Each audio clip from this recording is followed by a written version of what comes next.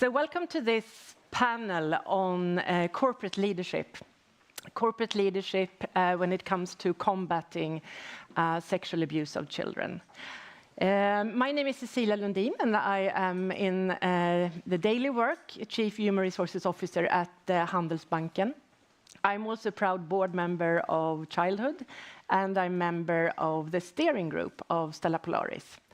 That's why I am also the honored moderator of this great panel of people, whom I will soon introduce to you. The session will focus on the role of business when it comes to preventing abuse against children, as I said. And this is very much a CSR topic. It's a topic about how we as representatives from the corporate sector take ownership for something which we will come back to later, but it's a lot about collaboration and how we cross-fertilize different companies, different sectors, and different actors in this. We need more people to join forces in this. And we need more people to realize that it does not necessarily mean that you have to be working in an area where you produce products which are preventive, or where you work directly with services or processes. It can also be a lot about indirect involvement, indirect ownership, and indirect opportunities. And I think that is a lot about what we will discuss and be around this coming 50 minutes. But of course, I would like to introduce the guys who are the real reason for why you joined this session. And in the panel next to me, I have from that side, Camilla Johansson. You are Deputy Head of Group Sustainability at Handelsbanken. And Sofia, you are Head of Privacy, Security and Regulatory at Telia, Sweden.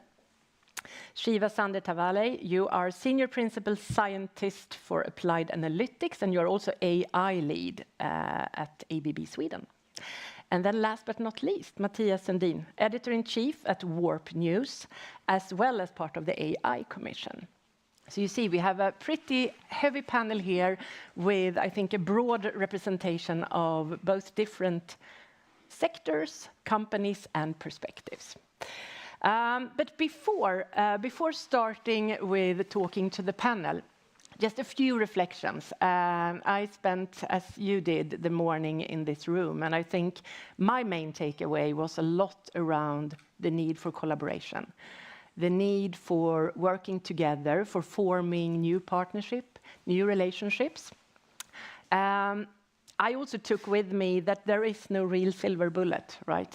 And I think we were many in the room that were a bit depressed when we realized that the legal ethical dimension is complicated, right?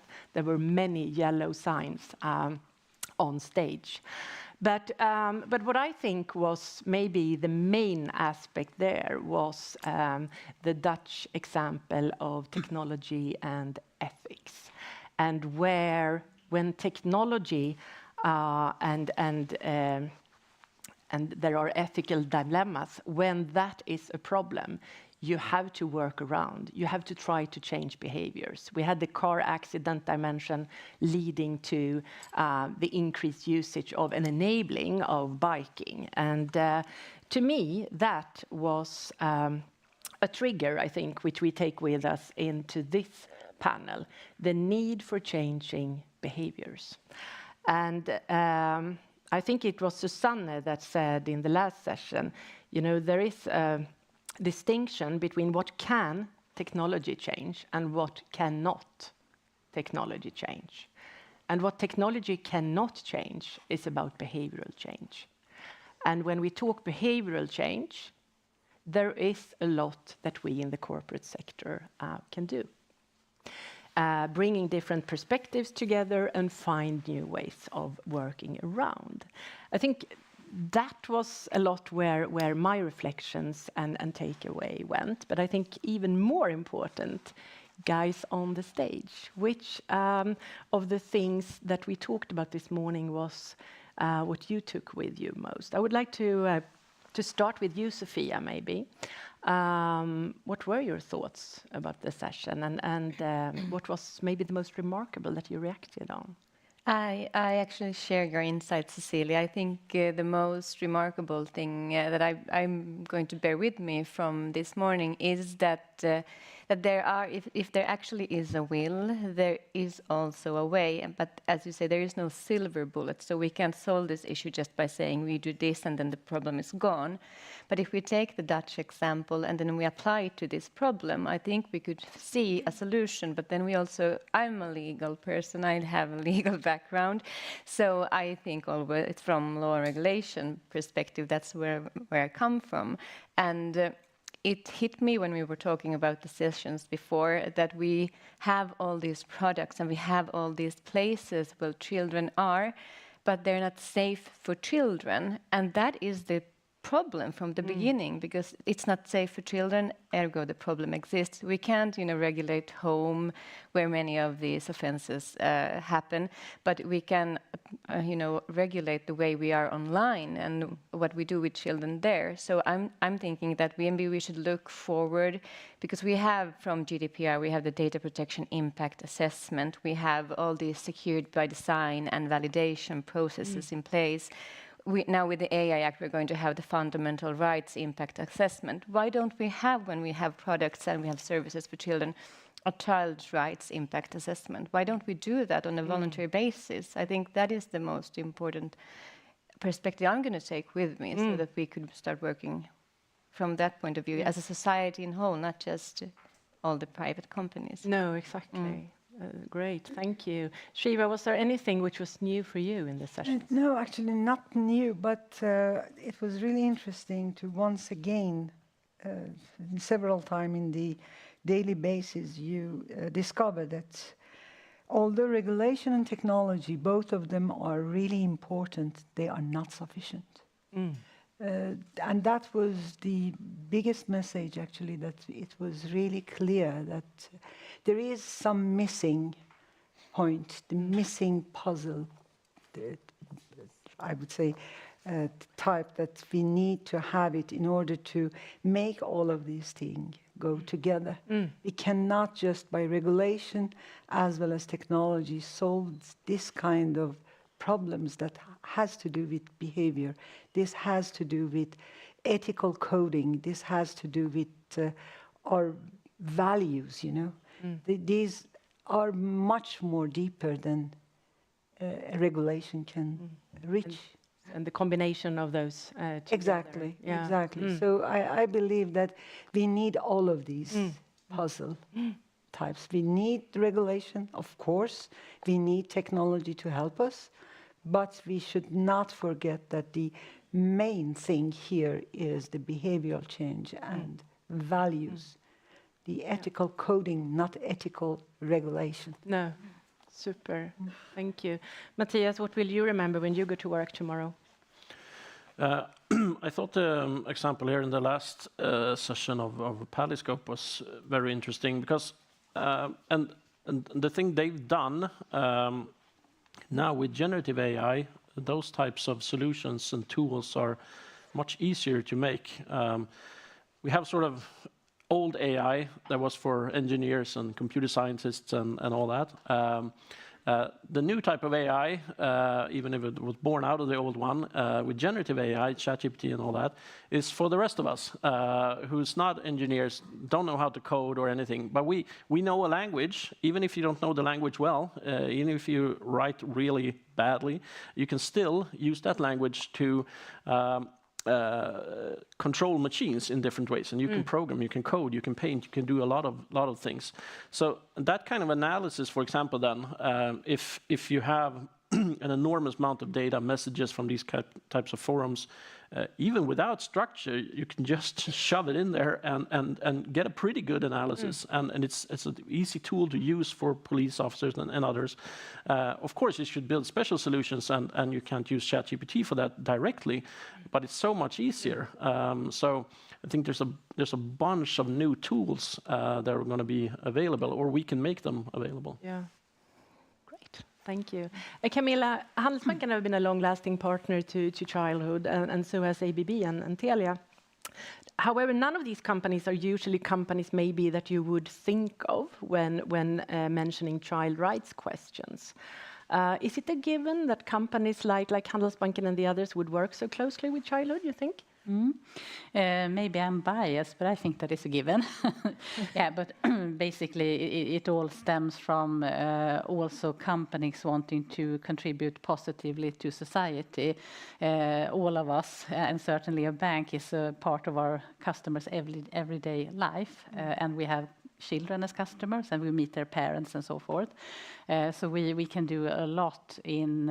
I was thinking we were talking about regulations won't do the trick, not fully anyway. We have to be other parts, and we have to change behavior. But what we also can do, all of us probably in this room, is that we have a large reach. We can raise awareness. If we all exploit our possibilities to reach out, that probably will be forceful.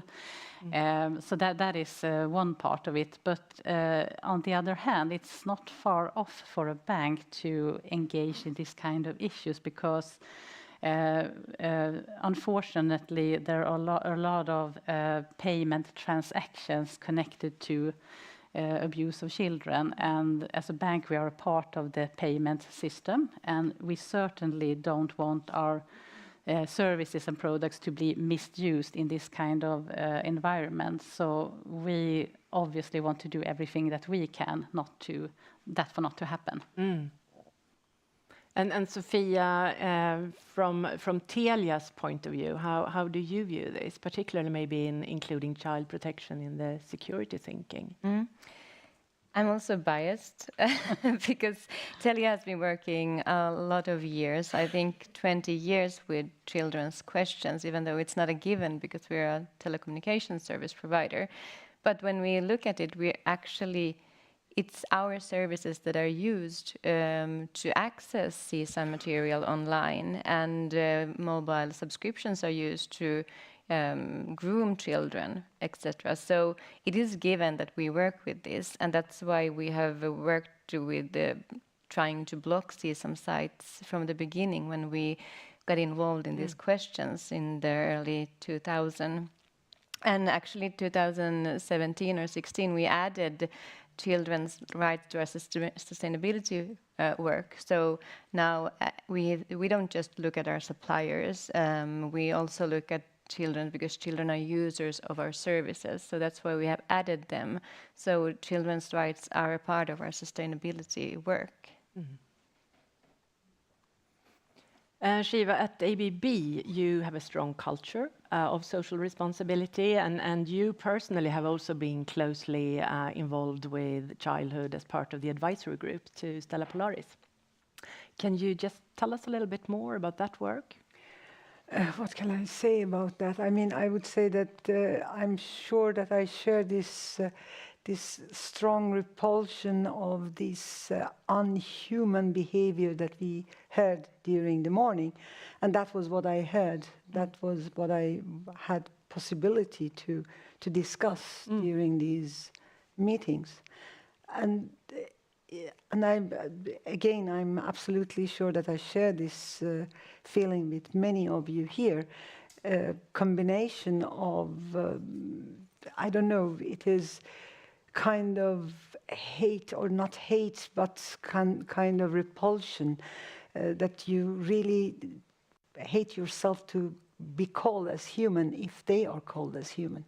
But at the same time, a huge amount of hope when I see people here, how everyone is engaged and how we all want to change that. And having the fact that myself and my company is really making the step for taking the responsibility. Of course, each and every, I mean, all of my colleagues could guess which day I had these meetings, because the day after it was you wanted to share with everyone, you wanted to have a brainstorm about what can we do, is there anything that we can do, is there, again, technology, and we ended up that actually it is being a, I would say, a responsible adult. trying to be agents out there as responsible adults. We don't need to provide products that are in contact with the children. We, as human, we are in contact with the children, and we are the agents. We are those who really can help. And do you think your participation in the advisory board has also infused colleagues around you then? Definitely. I mean, I was not aware in the same intent. I would say that I heard terrible things. What different ways the guys use to reach to the children. So it was new for me, and I learned a lot. And tried to distribute that knowledge further to my colleagues. Yeah. Thank you. Camilla, how have the partnership changed over the years and with the development of Stella Polaris from your perspective? I think we have been, as you said earlier, working for several years together with childhood. We have constantly found new ways of cooperating with both childhood and the other corporates within the corporation. It's everything from finding joint activities for spreading information and finding other parties that might be interested in engaging in this important issue. And again, it has also been a very concrete steps and measures trying to find we as a bank, and I think that was important with Stella Polaris as well. As a bank, we are really good in assessing risks, and we are really good at finding patterns that doesn't add up, that might be suspicious. So that is something that we have worked on. How can you identify this kind of transactions, and then not going too far on the legal side, but obviously we have some issues to solve there, because as a bank you are really regulated, but you need to start with finding the knowledge, and then you can innovate what can we then do, and obviously there's some work in regards to impact that needs to be had with the authorities and so forth. But I think it's been from joint information activities to very concrete tasks that we are trying to solve. Matthias, we very often talk about the need for society as a whole to come together and to combat this issue. What role do you think the business sector should play? And does the sector have a responsibility? Yeah, I think everyone has, but I think you should, for companies or you as an individual, you should look at what kind of different strengths do I have, what kind of knowledge do I have, what kind of resources do I have, and then use those. And again, with this new wave of generative AI, we're unlocking a lot of new tools, things that we couldn't do before or were really expensive or hard to do. Are much easier to do now. And so companies, when they individually innovate and do things like that, that could be transferred over to used for childhood or other organizations like that. For example, marketing. You all do marketing in different ways. There's a lot of knowledge you already have in marketing, but with these new AI tools, the thing with generative AI is that it mostly, at least short term, mostly helps small actors, small companies, mid-sized companies, say marketing. So. A small company can't afford the best marketing agency like you guys can do, but now they can use AI and level up, maybe not to the top level, but far up, and what you can do then is to help organizations like Childhood, who already has a lot of skills, but you can add to that with your tools or your resources, and kind of share that knowledge and share that money, of course. But I think so. There's which also in turn will help you. You will see new innovations, and it's of course very meaningful, of course. But so it's not just the type of knowledge you have already. It's not just money, that kind of financial resources, but it's these kind of new tools that you can develop together or sort of share with childhood and other organizations. And that leads to my next question, actually, because there is also this benefit for non-governmental organizations like child rights organizations and so on from the corporate sector. Is that very much in the same field that you just mentioned, or do you see any other aspects there? No, I think I'm sure there are more, but I see that as a big benefit for. I'm running a very small NGO foundation. We suddenly have a lot of tools that we didn't have before, or they cost a lot of money just 18 months ago, and now they're available for us, so we can level up the things we do. If that is in collaboration with bigger companies, then we can really level up, of course. Both use your knowledge and resources and reach that you have. That could be a very powerful combination. But generative AI really helps you as an individual, and you as an individual can innovate here and test things. And when you have something that you thought, okay, this has promise, then you can go to childhood or to corporate and say, hey, I built this little tool here. It needs much more work, but it's we see that it's working. It needs to be bigger, and we need to all the regulations and all that. I haven't thought about all these things, but that's the knowledge you have, and So I think these kind of generative AI is really democratizing these kind of knowledge, these kind of tools that we didn't have before. Great. And the rest of you in the panel, do you have any examples from your sides on how that cross-fertilization could be done? Yeah, I agree with you, and then I can also add that as an organization, you don't have to develop anything. You can also start working internally. Like, what can we do to make sure that these atrocities come to an end, or mitigate these risks that these occur in our workspace? So we block CSAM sites. We do it on a voluntary basis. Anyone can block these sites. Anyone who has access to internet can block them. But what you also can use is that you can have a tool inside, make sure that your employees aren't watching or downloading CSAM material. For example, we work very closely with one of the providers here, NetClean, and we have NetClean in all our services, and we use it to make sure that our employees don't use or watch or download CSAM materials, and that there's no risk for that kind of behavior. And also, you can do other things. You don't have to develop AI. You can also just make sure that children are safe. So we developed, for example, this service called Mobilkörkortet. So we added privacy and security and tried to explain to children how do you use your mobile in a safe way.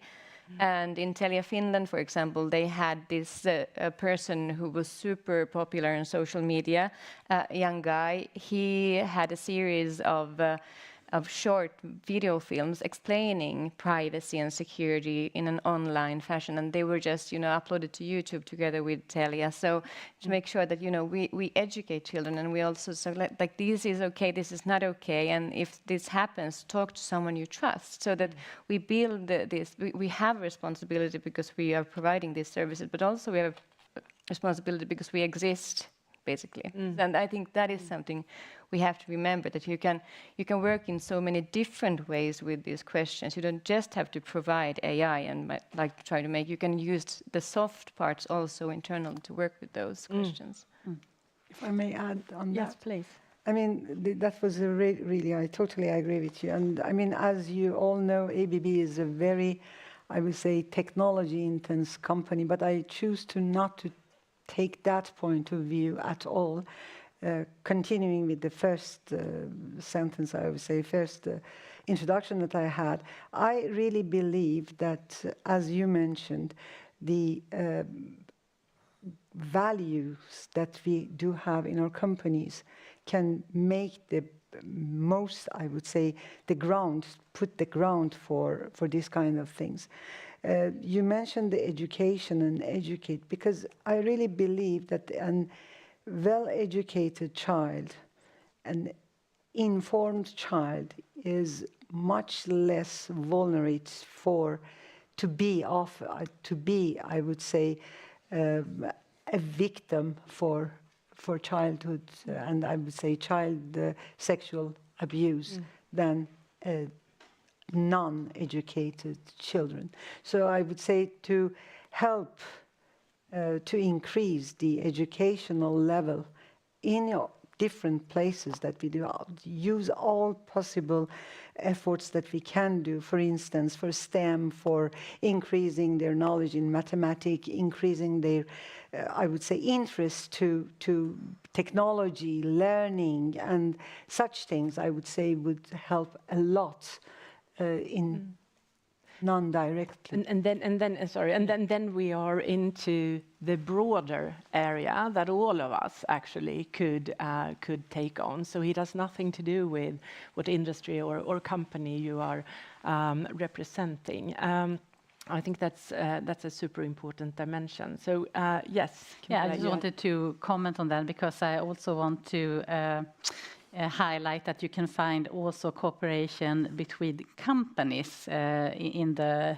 childhood family. Because for one example, I totally agree, young people that are educated and get knowledge, they are more resilient. So we have found, Handelsbanken have found a cooperation with Stena Fastigheter. I don't know if any from Stena is here.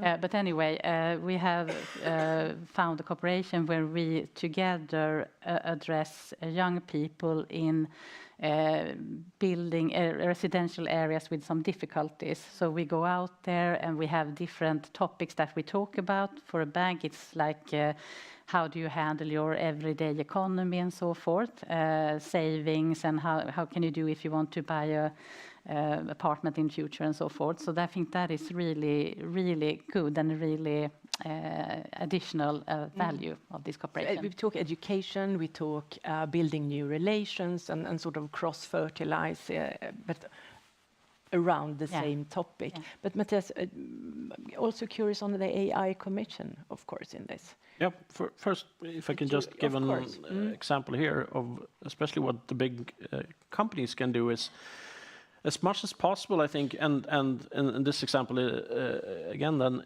generative AI, but share as much as you can the research you're doing. Of course, you have your company secrets and all that, so to stay competitive, of course. But there's a recent example of that. We talked about this over lunch from the financial sector. They were researchers in economics. They did a financial analyst in ChatGPT. So they used a special type of prompt. That's the instruction you write into ChatGPT. It was pretty advanced, but at the same time, they only mimicked what a human do. How does a human do financial analysis? First, he or she does this, and then this, and then this, and this. So they structured that, and they told ChatGPT, this is the ChatGPT version you all have access to. And then they compared that to human financial analysts. And the humans, they had financial data from the companies, and they said, analyze this, and how do you think this company is going to perform in the next 6 months? What will the profits look like? And the humans, they were right 57% of the time. The prompt, the ChatGPT, was right 60% of the time. And even if when they compared it to a special made AI, probably invested millions of dollars into that AI just to be a financial analyst, it performed at the same level as ChatGPT, and ChatGPT actually performed a little bit better. So you can all use this prompt for free. And you can use, even if you don't want to do financial analysis, not many people want to, but this could be, of course, applied to numerous sectors. And in this area, in this what we're talking about now, all the research they're out there, all the data that is out there, this is a very, very powerful tool. And if people who, if they could have kept this prompt for themselves, these guys, they shared it now, so everyone can do what they do, but we can also apply that to many other fields. So I think it's very helpful both to share these things, but also try to push them out and show them. And in some cases you could give them to an NGO and say, hey, okay, we want to keep this in our company, we want to share with everyone, but we could give it to childhood, or we could give it to, I think that would be enormous, since they don't have to have enormous resources to use that. Things like that could be enormously helpful. Super, great, thank you. And sorry, the AI Commission. Yeah, I was just, I used to be a politician, so I talk about what I want to talk about, so I don't really just a respond. short one, Yeah, so the AI Commission has a very broad directive of what we should look at. Swedish competitiveness, use AI to strengthen that, and so child abuse is not specifically part of it, but it's sort of under ethics and that kind of that we have in our directive that we should look at. So and we just the other Thursday we had a meeting about AI misinformation, disinformation, and these kind of abuses that we're talking about today. So it's part of what we do. We're actually going to do something really weird in the context of these kind of commissions. Our report is to be delivered next summer, next year. But we said we're gonna give it to the government 9 months ahead of time, and they were like, "What the hell? This does not compute. You can't do that. It's like this is impossible. No one has ever done that before." But we say speed is essential here now, so we're not going to be able to go into all the details, have the most detailed proposals. But we think it's more important to deliver something, because a lot of Swedish society seems to be waiting on something, and the AI Commission is part of that. So we're going nine months early. Speed, that's encouraging, I think. So we have talked about involving the whole organization. We have talked about engaging, colleagues, peers, etc.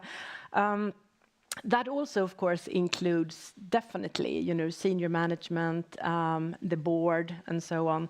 What are your thoughts on that and the need for commitment from those stakeholders in this work? And what are your experiences from your organizations? Anyone who wants to comment on that? I can comment. Yeah. Again, I come back to the soft things. I mean, each and every of us, we do have a code of conduct.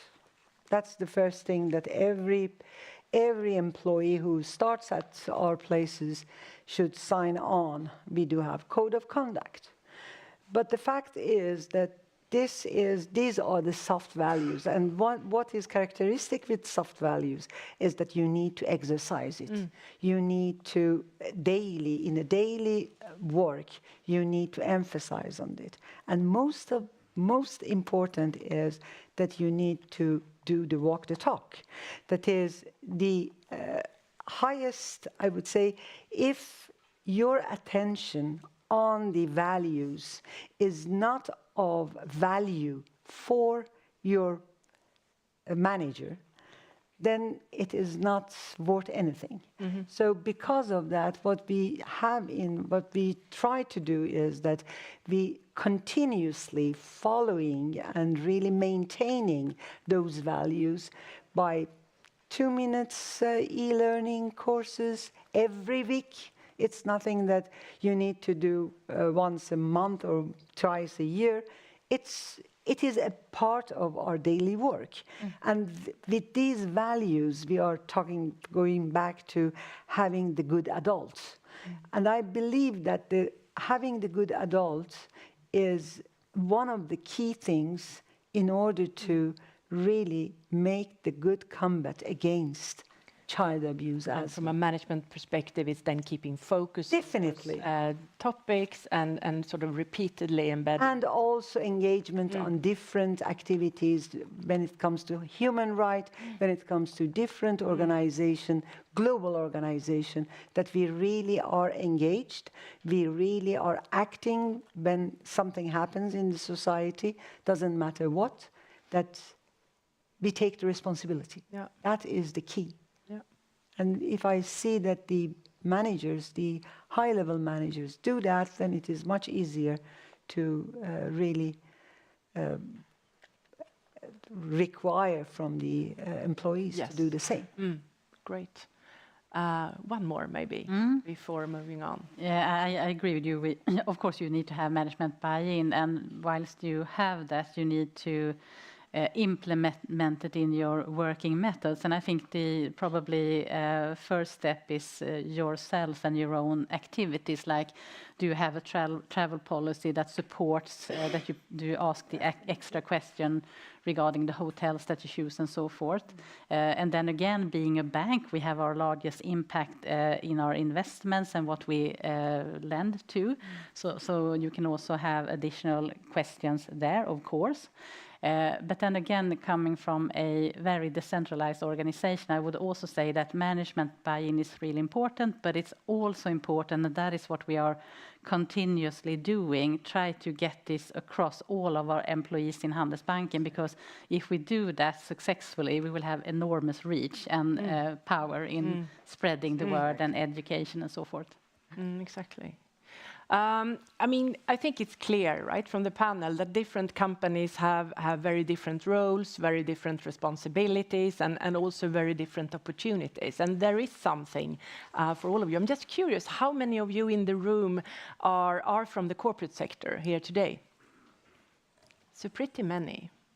Then the next thought experiment is for you guys then.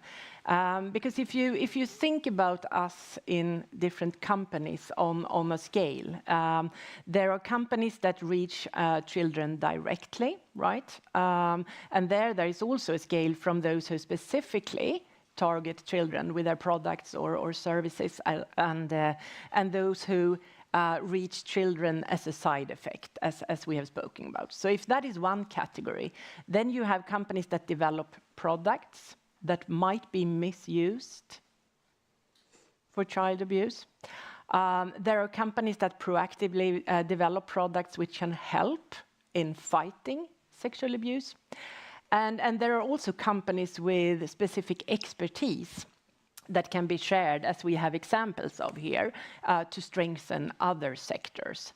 So if those of you who are here in the room then representing the corporate sector would think about those categories, how many of you in the room would say that your business or your company reach children directly? A very few, yeah, some of you. How many develop products which might be misused? And who then would say that you proactively develop products which can prevent abuse? You get very curious now to find out who you are representing, right? And finally then, who of you think that you are in possession of expertise that can be shared with others?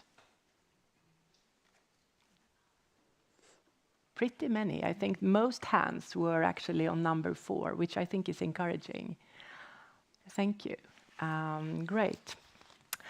I think we want to, with this session and with you in the room, try to together raise the bar for the corporate sector. And therefore, we have a few topics left to talk about, the last minutes here, but you also see that we have an empty chair, right? And that empty chair is an invite to anyone in the room who would like to share from your perspective. So feel free to enter that chair during this final part of the discussion.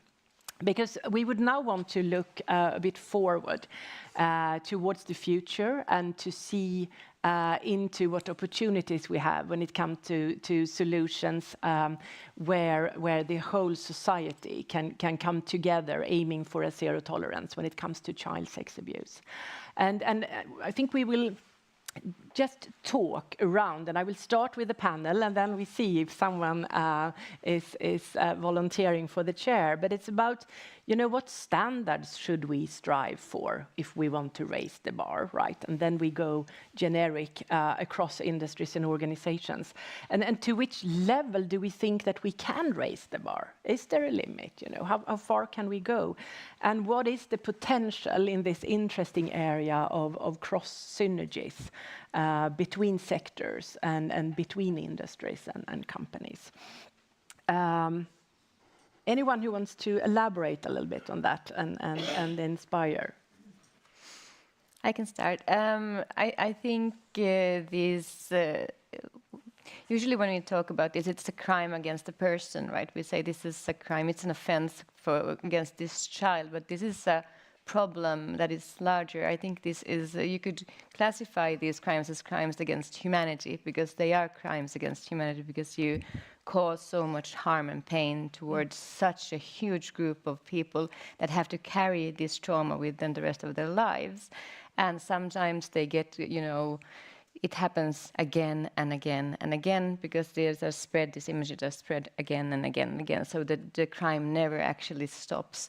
So I think we should take a new way of looking into this problem and accepting that this is something we really need to solve. It's not just beautiful words and small projects, but we all need to dra vårt strå till stacken. So we all have to come together and do what we can to prevent these crimes from happening and making sure that we have a society which is free from these crimes. So raising the bar, all of us, but continue to coming together Yes. and find the collaborations. Great.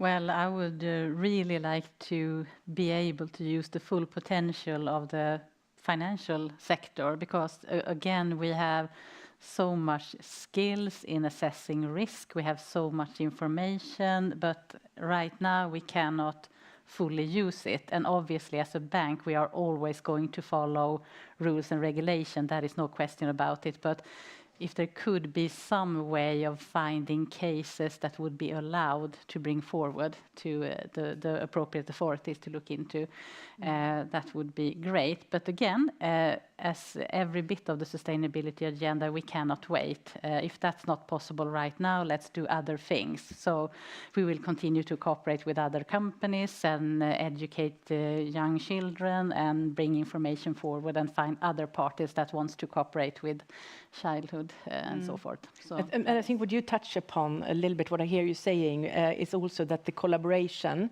will help us maybe also pushing the whole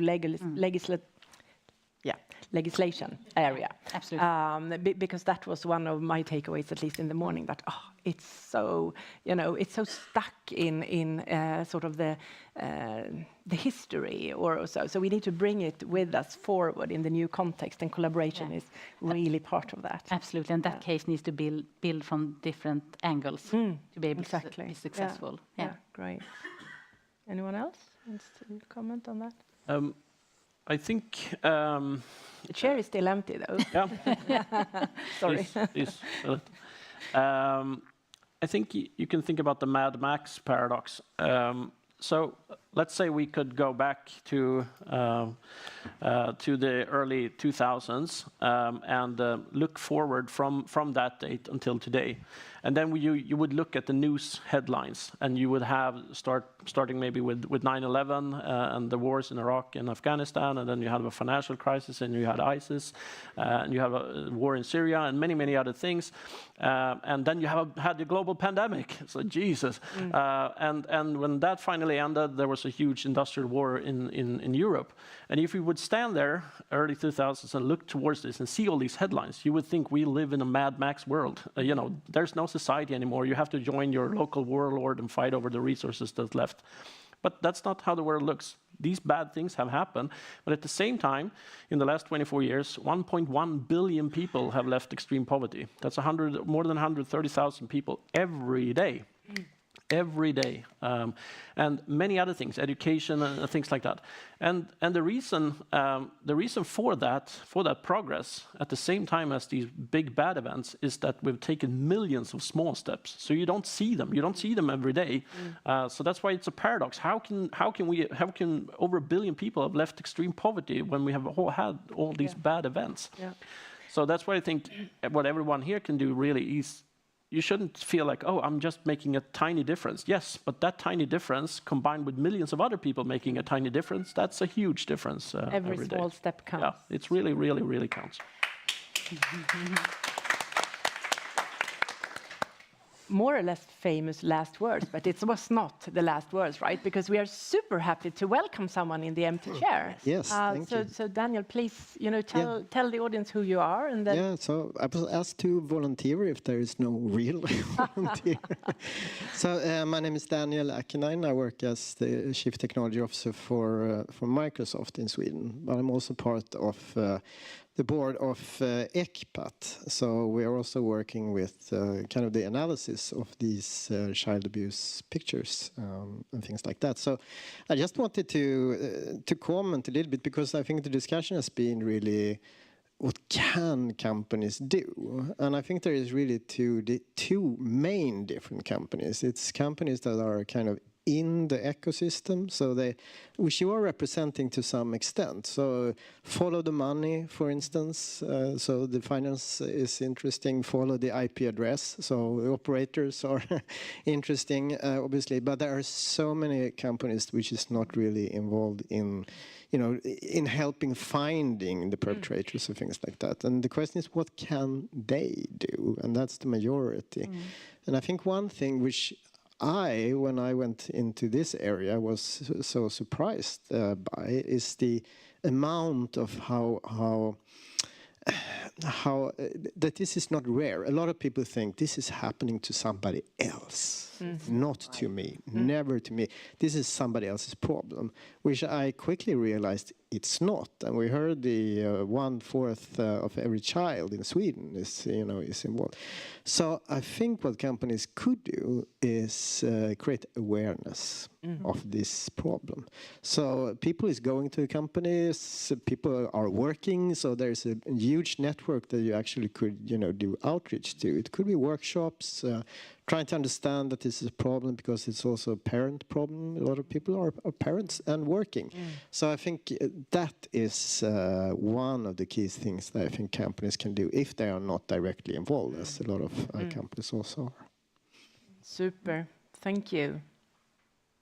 Thank you for joining us on stage, and thank you for sharing that. And time flies. We are having 2 minutes left. I can see on the clock in front of me. But I think what we really want to send with you in this. I think there are actually 3 things from what you all have said. And I think starting with awareness, right? We can all create awareness, regardless of where we are and what platform we have. Collaboration, I think, is the second one, and that has been more or less the theme for this whole day. And you have heard a few examples of collaboration here on stage. And then the third one is, the small steps. All the small steps that together form a movement. So I think that is what we would like for you to take with you from this session. And I would really like to thank my panel, and for you, Daniel, to volunteering, and for you to listening in to this session. So thank you, everyone, a lot. Thank you.